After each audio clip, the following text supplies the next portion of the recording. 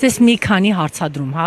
կապված դատական օրենսգրքի փոփոխությունների հետ կապված։ Դուք տեղյակ եք այդ փոփոխություններին։ Մանրամասն չեմ նայել։ Առաջին ընթերցման պատմում է, արդեն հեսա երկրորդ ընթերցումը ըստ էության ազգային ժողովում կներկայացնեն, օրենքը կանցկացնեն, ասում են ՀԿ-ներին բերում են մահակ դատավորների գլխին։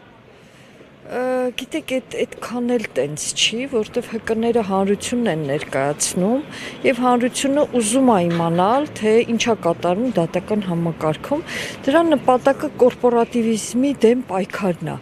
Հիմա մեխանիզմները, մանրամասները գուցե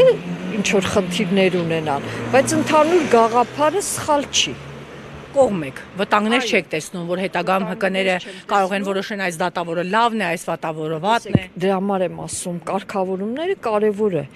Եթե ճիշտ են կարգավորումները տրված, process-ը ճիշտ է գնում